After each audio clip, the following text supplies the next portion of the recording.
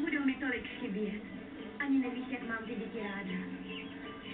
A oni mají moc rádi tebe, zvlášť José Antonio, to byl vždycky tvůj oblíbenec. Ano, to nezapírám. Když byl malý, spával se mnou, vzpomínáš? Přibalovala jsem ho, četla pohádky.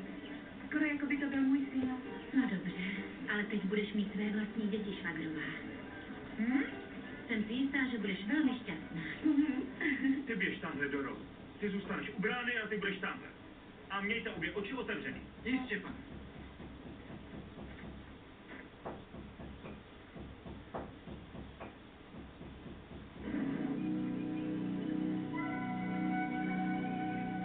Jsou to 4 chlapy s jednohlavňovou puškou.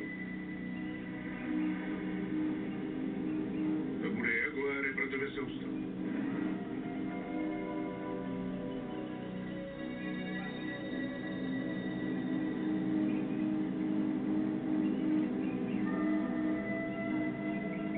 Ta hořká pálenka vám řeknu je doopravdy vynikající. Musím se přiznat, že takovéhle svatby já mám nejradši. Neokázané, jen s nejbližšími a s dobrým poštěním. Tak jsme si to také přáli. Jen rodina a bez okázalostí. Ano, naprosto s vámi souhlasím. Někdy totiž méně znamená víc. Na zdraví do manželů. Na zdraví, na zdraví, na zdraví, na zdraví, na zdraví, na zdraví.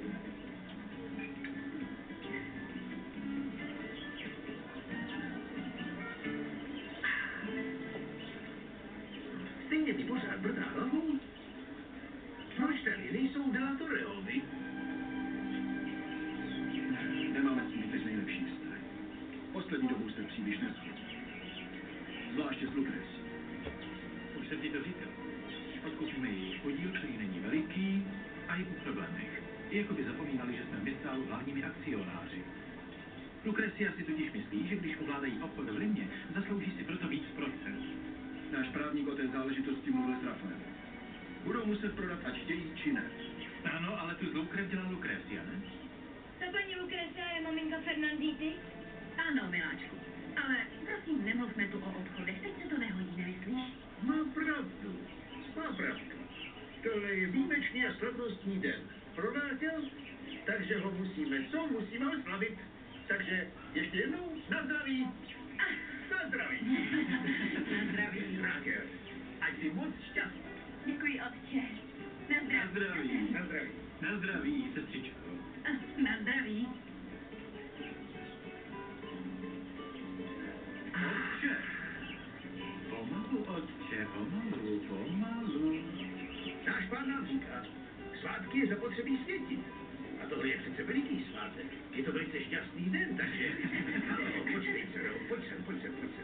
Otče? Dcero, nalej mi, prosím tě. Jen nalij, pořádně, neboj se. Jen se nesíš, dcero, a pořádně mi nalij. Lili, já ti řeknu kolik. Stačí? Výborně. Na zdraví. Na zdraví. Teto, chtěli bychom tě o něco poprosit. Podívejme, nechte mě hádat. Abychom vás pozvali na prázdniny do Los Angeles? Jo, to taky.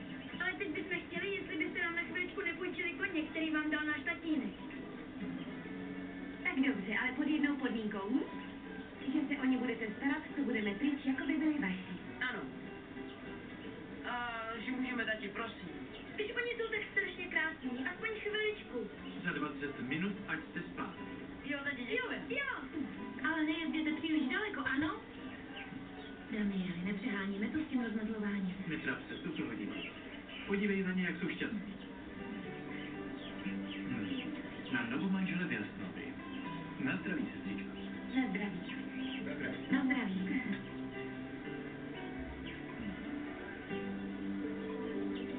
Bravo! Buď hodně šťastná.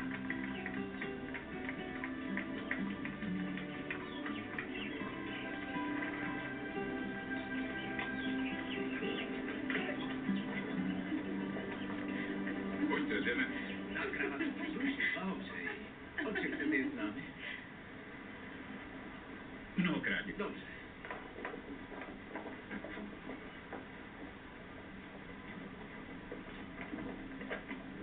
Nastupte si. Čečí to. Pojď se mnou. Ty taky, Margarito.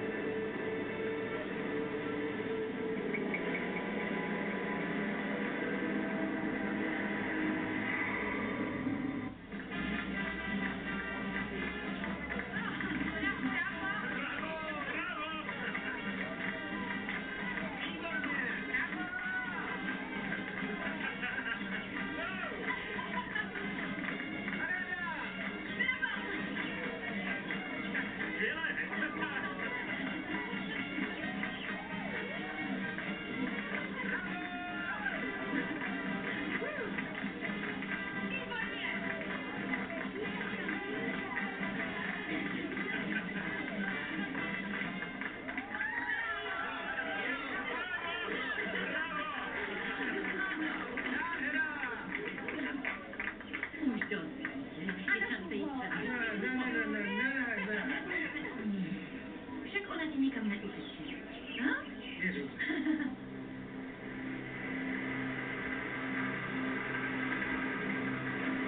Vypněte mu. Co je? To je dárek pro novomanžele.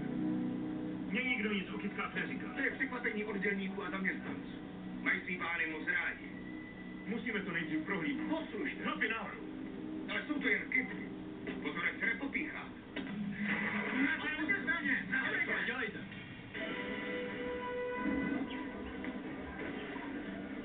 Slyšeli jste? Nedělejte starosti, tati. To budou kluci odpalí dělbuchy. Už jdu. Půjdu s tebou. Ty děti. Ale musí zase nehubuj, miláčku. Nemusí se bát, nebudu. Já jen chci, aby si můžu bouchat sem. Dobře. Jdeme. Vaše kávička, otče, abyste se mi moc neopil. Nic, starost. Ale před tímhle se mám na pozoru. Slyšíš to? Začal odpalovat dělobuchy bez nás.